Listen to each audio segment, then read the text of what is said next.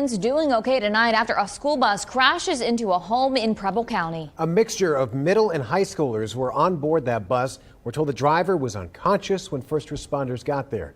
Mamie Baugh is live from the site of that crash tonight. And Mamie, were they able to get the driver out?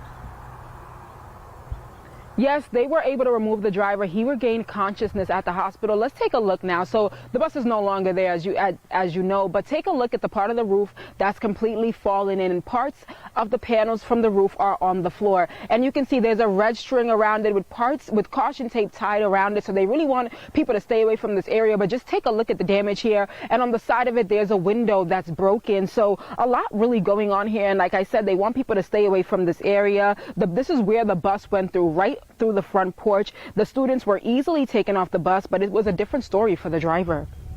So the front porch came down on the bus, came through the front windshield. He had a lot of debris from the porch roof. The windshield had caved in on him and everything. We had to remove all that, and we were actually able to extricate him out of the bus. Frightening. Is there any word on what might have caused this, Mamie?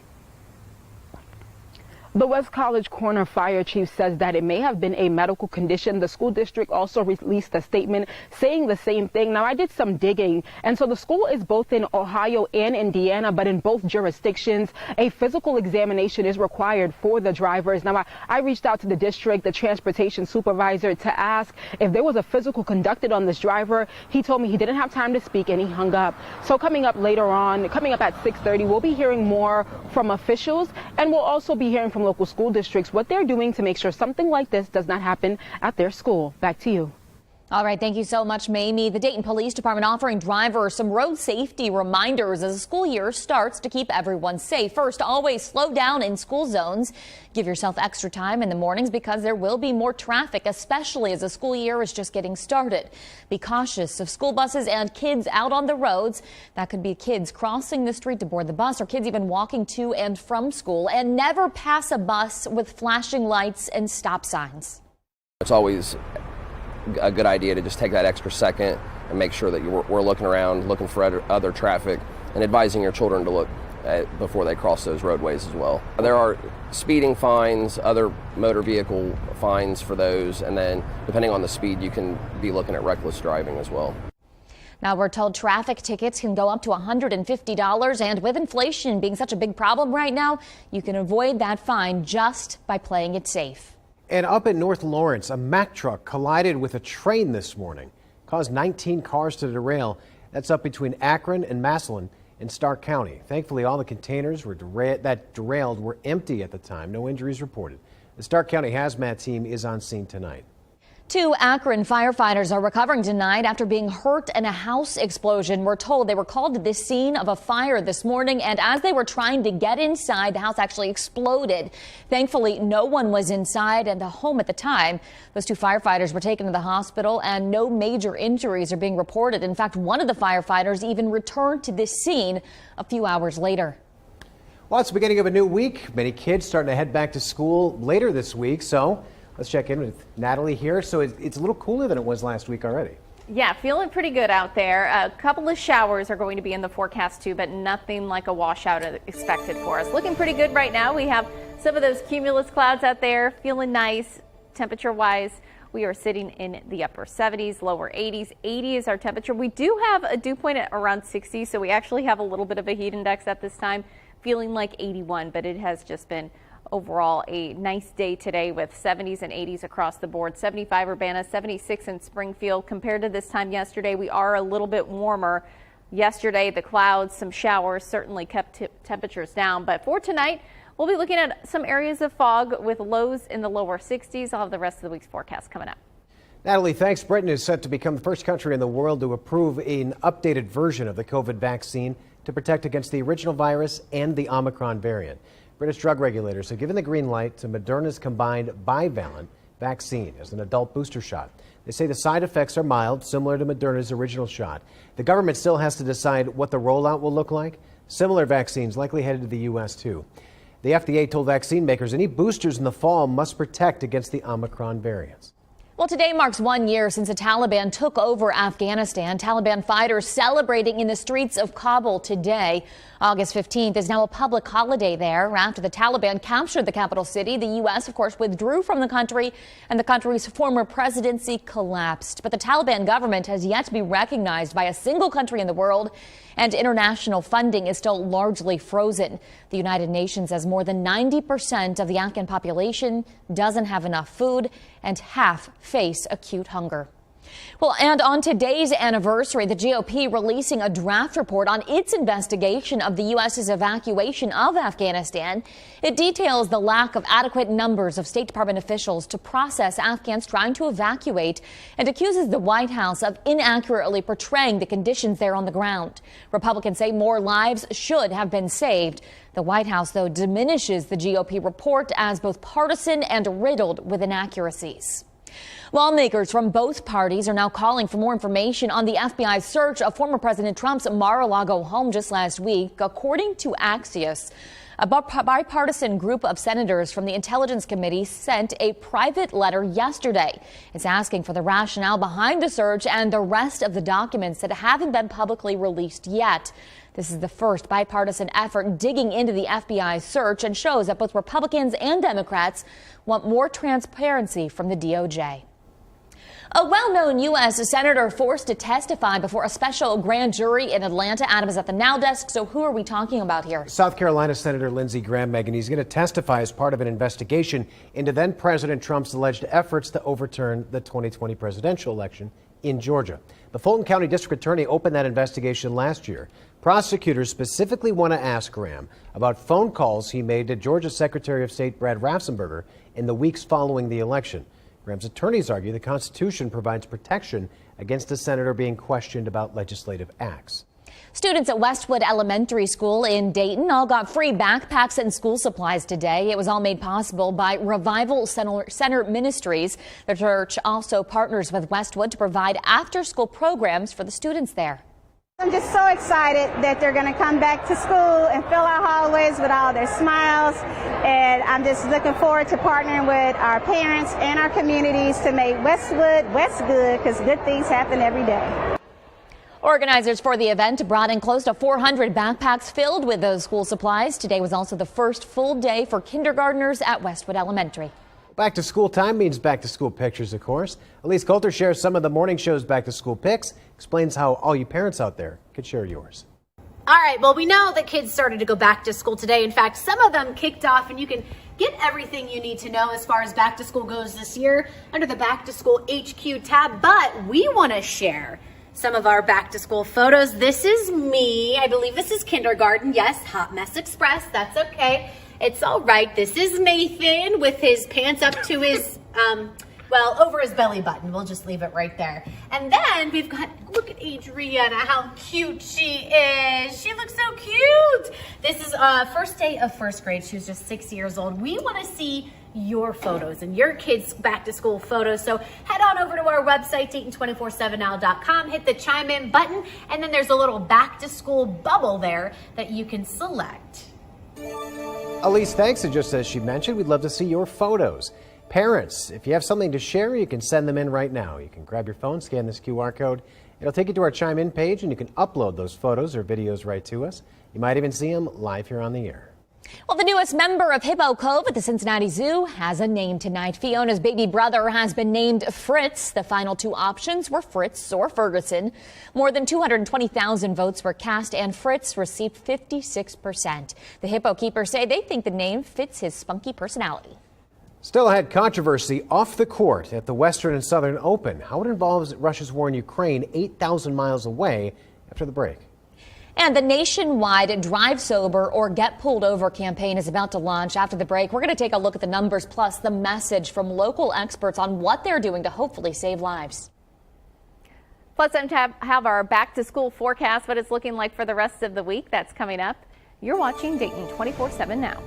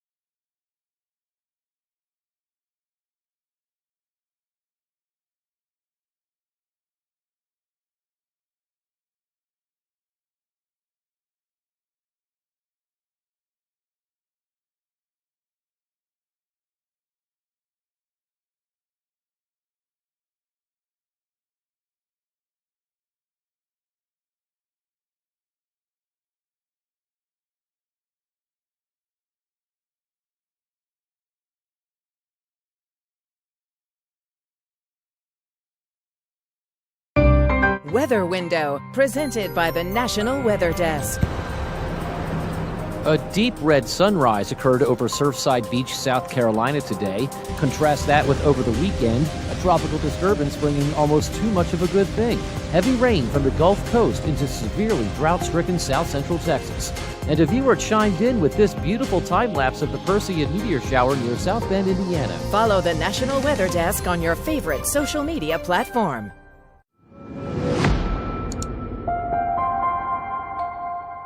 "8,000 miles from the front lines, the war in Ukraine comes to Mason. A tennis fan was apparently asked to remove the Ukrainian flag she had draped around her shoulders or leave. Thousands of tweets and reaction would follow. David Winter explains what happened. We're still a week away from the finals here at the Western and Southern Open in Mason, but already something newsworthy has happened, not on the court, but off the court, on Court 8 on Sunday afternoon. An Uzbek American named Lola was in the stands wearing a Ukrainian flag draped around her shoulders. The match was between two Russian players, Anastasia Potapova and Anna Kalinskaya. Caught on video and posted on Twitter by @TrashyTennis, the moment the chair umpire appears to pause the match and approach Lola. And what does she say? You are not being nice.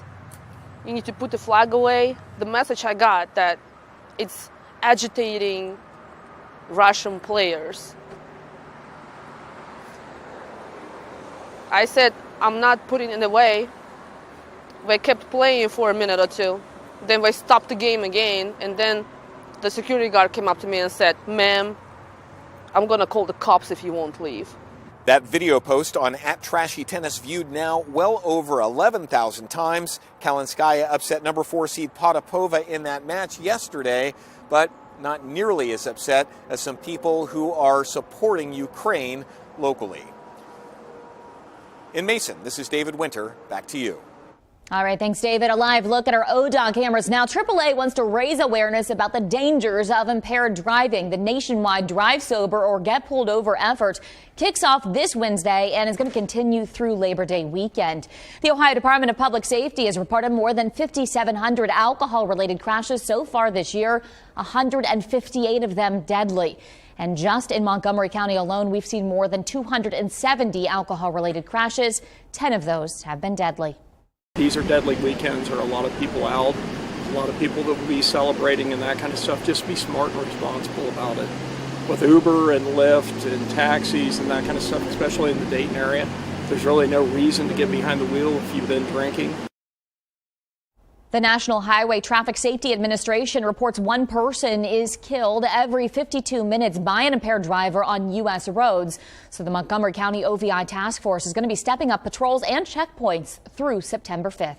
Well, we are starting a new segment here, and we need your help for it. We're calling it Hometown Heroes, and if you know someone making a difference in the community, let us know about it. Could be police, fire, military, a teacher, or a nurse.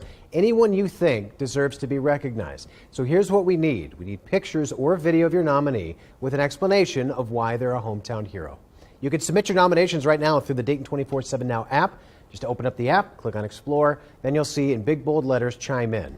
As we get enough submissions, we'll begin airing them here on Dayton 24/7 Now News. And you can get that app, by the way, for free right now. You get started on that nomination. You can scan that QR code on the bottom right of your screen. It'll take you right to the App Store to download it.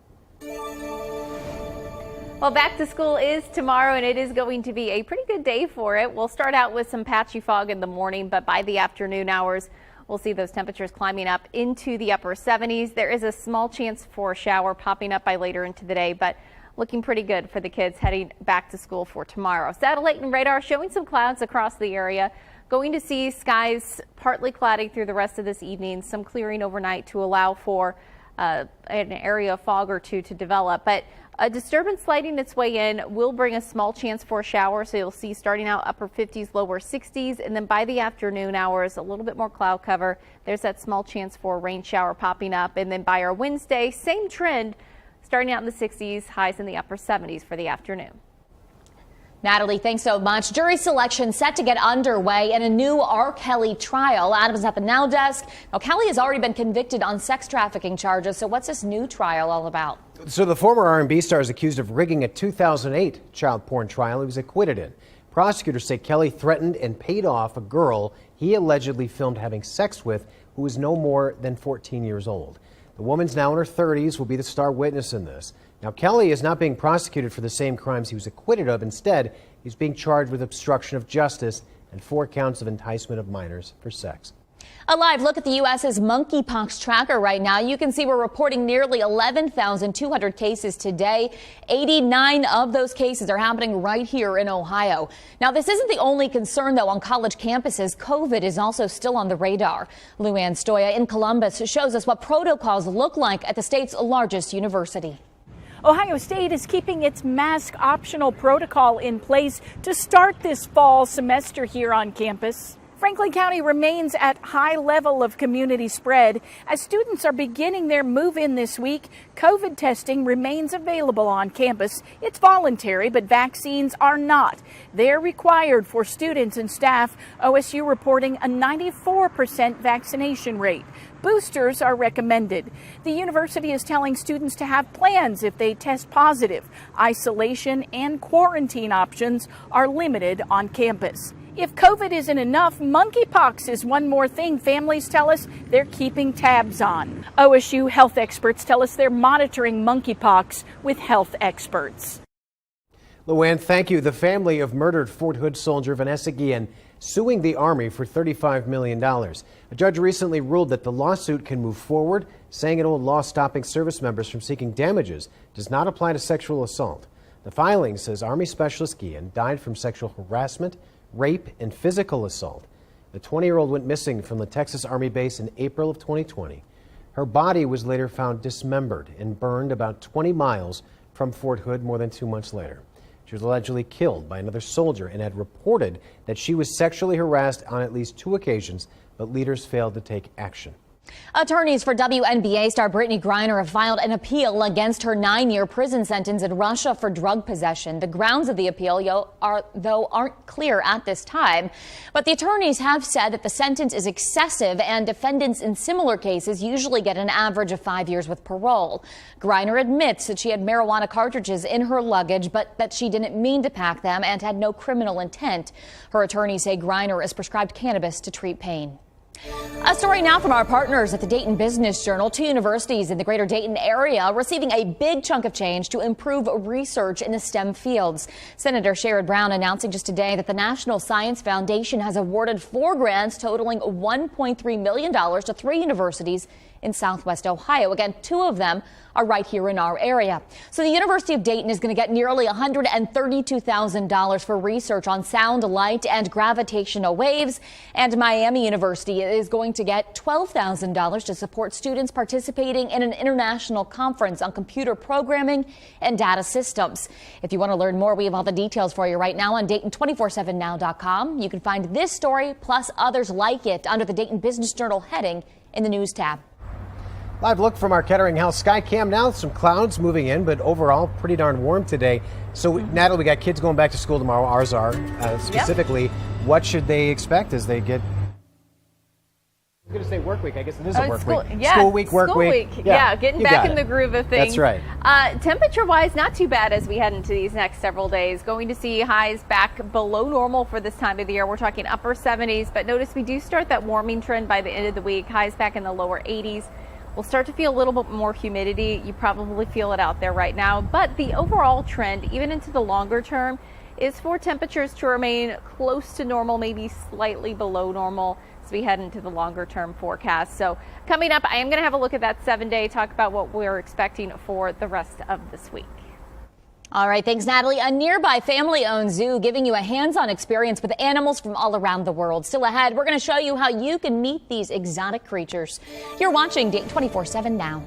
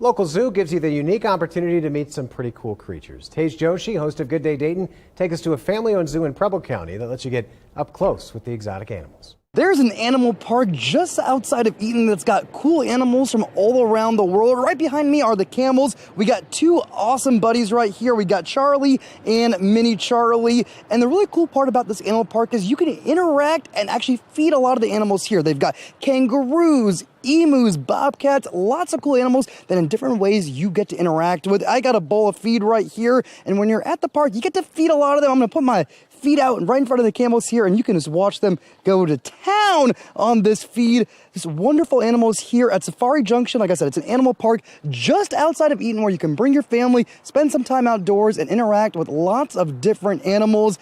I'm going to have some fun here, but in the meantime, I'm going to toss it back to you all in the studio. Tej, thanks. And the zoo is open Saturdays and Sundays from 10 to 5. Children 0 to 3 are free, and anyone 4 and older is $8 to get in. And looking great for the zoo or anything outdoors for this week. Maybe some yard work, mowing the lawn, shaping up nicely for that.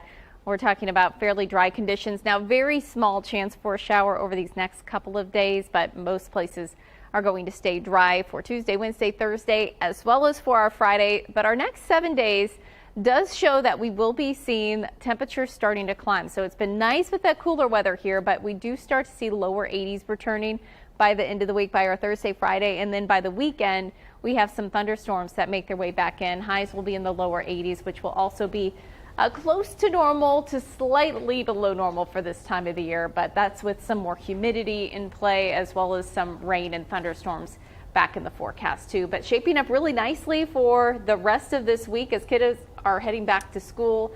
It's looking pretty good for that. Maybe some fog tomorrow morning, so just keep that in mind for the folks at the bus stop. I was going to say nice and cool in the 60s there to get started for the school year. Yeah, not bad at all. Won't complain about that. All right, Natalie, thanks. And thanks for being with us tonight. Remember, you can always connect with us on social media. We are headed over to Fox 45 next. We hope you'll join us there. Good night.